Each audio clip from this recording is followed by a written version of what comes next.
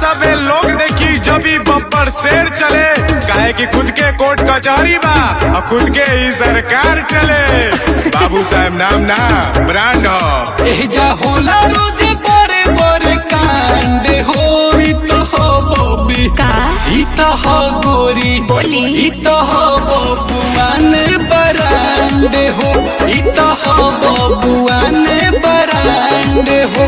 पूरा करही के